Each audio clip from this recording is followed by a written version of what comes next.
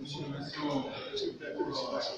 pour avoir marqué votre présence sur une presse, nous sommes dans un contexte qu'on ne vous comptera pas assez. Vous savez que depuis quelques jours, l'opposition s'active pour dire non à la dérive, pour dire non à la criminalisation de notre démocratie. Hier, il y a eu des échauffourées. Les policiers sont montés au créneau pour dire des contre-vérités. Aujourd'hui, la vérité sera rétablie à travers ce point de presse qui sera levé par l'honorable Atchadi Nourini, porte-parole des forces politiques pour le Bénin maintenant. Il est entouré à sa gauche par l'honorable Garba Yaya et à sa droite par l'honorable Garba Yaya. Et enfin, à l'extrême gauche, nous avons le conseiller juridique du parti, Pierre Wassandari Kamar. Donc, nous allons nous demander, Monsieur le Président, Atchadi, je vous remercie. Merci bien. C'est bon, Pierre? Oui. Militantes et militants, peuple béninois, mesdames et messieurs de la presse, vous avez appris par voie de presse, par les réseaux sociaux ou par d'autres sources d'information qu'hier vendredi 19 avril 2019, Monsieur Dieudonné Soglo, le docteur Boni Yayi, président d'honneur du parti FC2, tous deux anciens présidents de la République, ainsi que l'honorable Rosine Vieira Soglo, présidente fondatrice de la Renaissance du Bénin et doyenne d'âge de l'Assemblée nationale, ont subi au marché d'Antokpa la furie de la police républicaine aux ordres. Devant des milliers de témoins, ces trois personnalités béninoises ont été la cible des policiers usant de grenades lacrymogènes et de balles en caoutchouc. Au cours de la conférence de presse qui a suivi ces événements, la police républicaine a affirmé avoir été accueillie par des jets de pierre et présenté deux individus qui seraient des mercenaires. Mesdames et messieurs, à la suite du retrait par Patrice Talon des agents de l'État affectés à la sécurité de l'ancien président de la République et pour préserver des menaces qui pèsent sur sa personne et sur sa famille, le docteur Boni Yayi a dû recourir à une équipe de sécurité privée comme en ont l'habitude des personnalités du secteur public ou privé. Même le candidat Patrice Talon, lors de la campagne électorale pour les présidentielles de 2016, a eu recours à leur service. Ces braves hommes s'occupent de la protection de l'ancien chef de l'État dans ses déplacements et à domicile de jour comme de nuit. Ils n'avaient en leur possession aucun objet et aucune arme pouvant leur servir de défense ou à semer le trouble.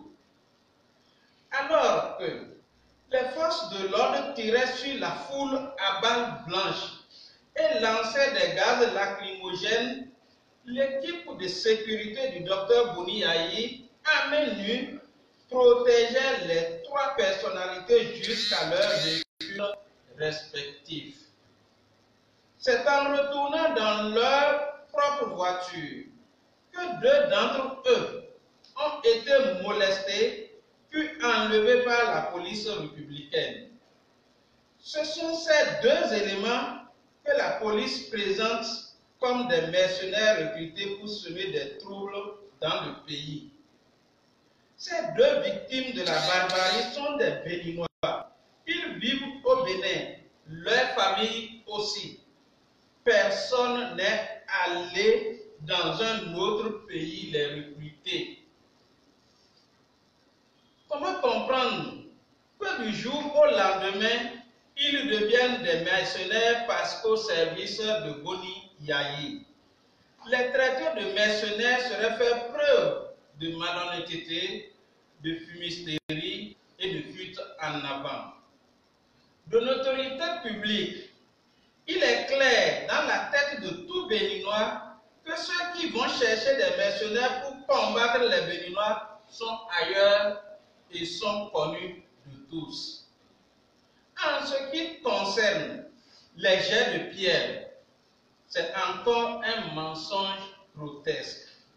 Nous sommes à l'ère du numérique et aucune des images que véhiculent les réseaux sociaux sur l'incident d'hier ne fait cas d'aucun jet de pierre sur les agents de police, et si la police en a la preuve, qu'elle la rende publique. Il ne sert à rien que les forces de l'ordre cherchent à justifier la bavure perpétrée sur la personne de deux anciens chefs de l'État et de la présidente fondatrice de la Renaissance du Bénin. Ces allégations de la police républicaine, pendant sa conférence de presse, viennent confirmer ce que les Béninois dans leur ensemble lui reconnaissent, le mensonge. Les policiers, même face à leurs victimes, ont coutume de dire « ce sera ma parole contre la tienne » ou « je retournerai la situation contre toi ». Les magistrats savent certainement que ce qu'on fait beaucoup d'économies de vérité si bien que les enquêtes sérieuses dans un passé récent étaient souvent confiées à la gendarmerie nationale. Malheureusement, aujourd'hui, tous sont devenus policiers. Il serait souhaitable que notre police redore son blason par son professionnalisme que de chercher à servir un homme. Les hommes passent, mais la République demeure. Ce qui s'est passé hier est la parfaite illustration de la descente aux enfers du Bénin démocratique.